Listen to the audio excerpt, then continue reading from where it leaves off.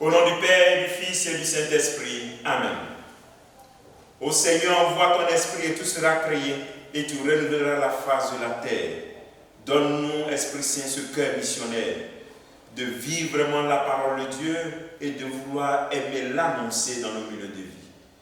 Bien-aimés dans le Christ, nous sommes aujourd'hui vendredi 6 octobre et la parole de Dieu qui nous est proposée est extraite de l'évangile de Luc chapitre 10, versets 13 à 16. En ce temps-là, Jésus disait, « Malheureuse es-tu, Chorazine, malheureuse es-tu, Bethsaïde, car si les miracles qui ont eu lieu chez vous avaient eu lieu à Tyr et à Sidon, il y a longtemps que leurs habitants auraient fait pénitence avec le sacre et la cendre.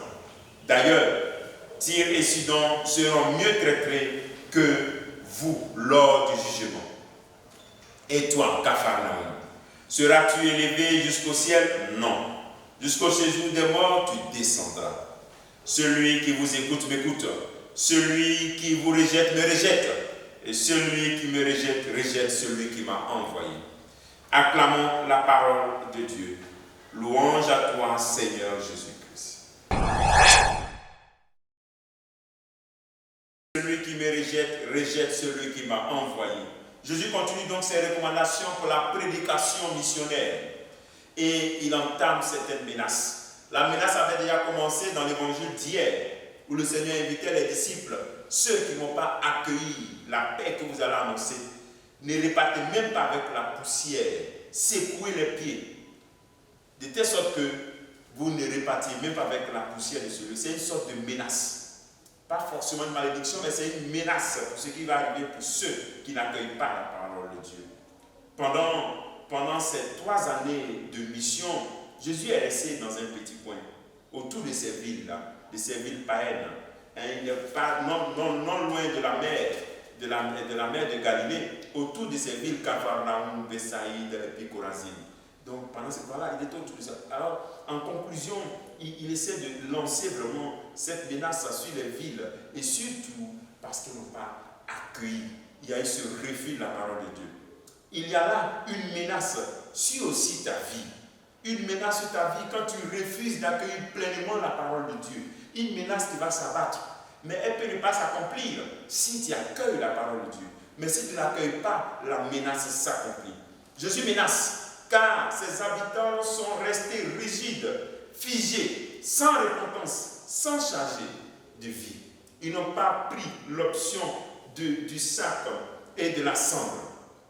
Pour Jésus, cette option du sac et de la cendre, ça vous rappelle la prédication de Jonas, comment les habitants de Ninive se sont mis après la prédication de Jonas dans la cendre et le sac, c'est-à-dire la pénitence, le repentance. Pour Jésus, ce qui compte, c'est la réaction. La réaction lorsqu'on écoute la parole de Dieu. La réaction de repentance, comme les habitants de Ninive. Parce qu'aujourd'hui, c'est difficile de se repentir, car nous sommes attachés à nos croyances. Nous sommes chrétiens, mais nous continuons de consulter les marabouts, consulter les voyants, consulter les horoscopes. On vit à partir des prédications ou bien des prévisions qu'on fait souvent dans les radios, les télévisions, dans l'horoscope. Et on dit qu'on est chrétien, que Jésus-Christ est le centre de notre vie. Bien aimé dans le Christ, il faut que nous rentrons dans la repentance. Ce n'est pas que cette menace tombe sur nous. On est souvent enfermés dans nos traditions, dans nos habitudes.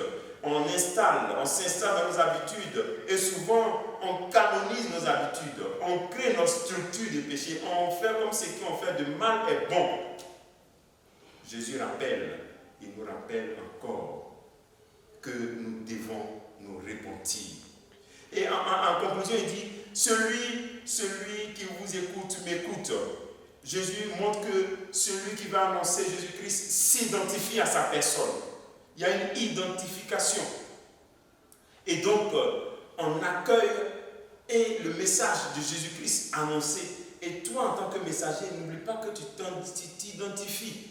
Tu t'identifies à Jésus-Christ.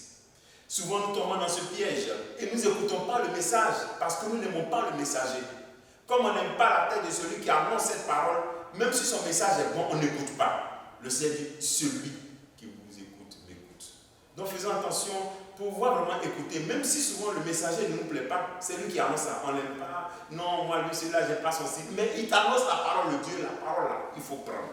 Parce que sinon, si tu ne l'écoutes pas, tu refuses d'écouter Jésus-Christ. Demandons au Seigneur cette grâce, que nous puissions ne pas tomber dans cette menace, que cette menace ne s'abatte pas sur nous, et que nous puissions rentrer dans la repentance, de changer de vie et de laisser la parole de Dieu inonder notre vie. Est-ce que tu t'identifies réellement à Jésus-Christ? Est-ce qu'aujourd'hui, en écoutant cette parole, tu vas te repentir? Que le Seigneur te bénisse, que te bénisse tous en ce jour. Au nom du Père et du Fils et du Saint-Esprit. Amen.